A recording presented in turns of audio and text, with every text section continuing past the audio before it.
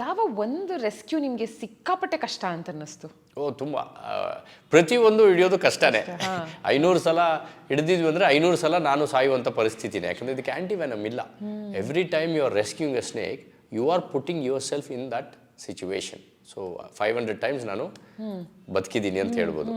ಅದೊಂದು. ಸೊ ಅದರಲ್ಲಿ ತುಂಬ ಇಂಟ್ರೆಸ್ಟಿಂಗ್ ಅಂದರೆ ಸುಮಾರಿದ್ದಾವೆ. ಒಂದು ಬಾವಿಯಲ್ಲಿ, ಹಾವು ಬಾವಿಯಲ್ಲಿತ್ತು, ಅಲ್ಲಿ ಹಿಡಿದು ಅದನ್ನು ಹಿಡಿಬೇಕಾಗಿತ್ತು. So that was very exciting.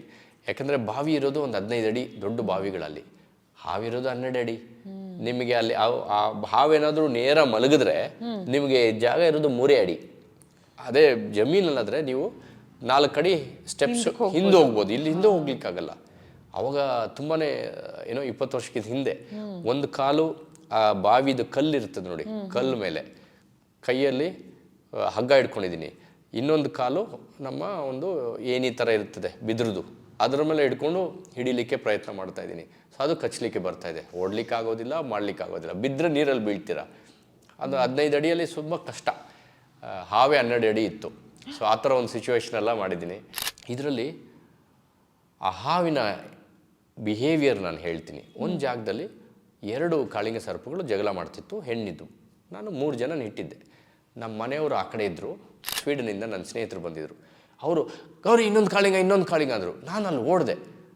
ಕಾಳಿಂಗ ಹೆಂಗೆ ಬರುತ್ತೆ, ಆಲ್ರೆಡಿ 2 ಗಂಡಿದ್ದಾವೆ, ಹೆಣ್ಣು ಇಲ್ಲಿದೆ, 3 ಜನದಲ್ಲಿ 3 ಜಾಗದಲ್ಲಿ 3 ಜನ ಇದ್ದಾರೆ, ಇನ್ನು 4ನೇದು ಹೆಂಗೆ ಬಂತು ಅಂತ ನಾನು I just said no maybe you saw some other snake go ಅಂತ. ನಾನು ವಾಪಸ್ ಬಂದೆ.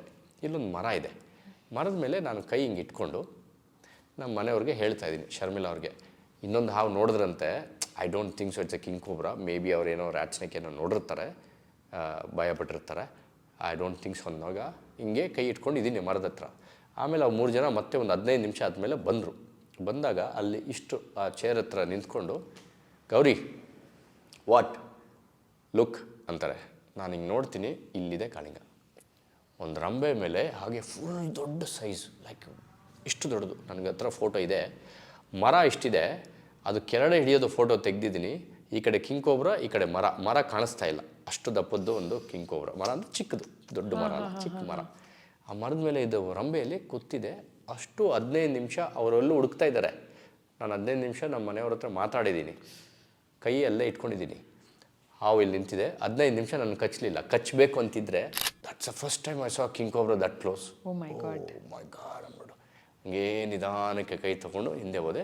ಏನೋ ಸ್ಪೈನ್ ಚಿಲ್ಲಿಂಗ್ ಎಕ್ಸ್ಪೀರಿಯನ್ಸ್ ಅಂತ ಹೇಳ್ಬೋದು. ಎಷ್ಟೇ ನೀವು ಕಿಂಗ್ ಕೋಬ್ರಾ ಹಿಡಿದ್ರೂ ಆ ಥರ ನೋಡಲಿಕ್ಕೆ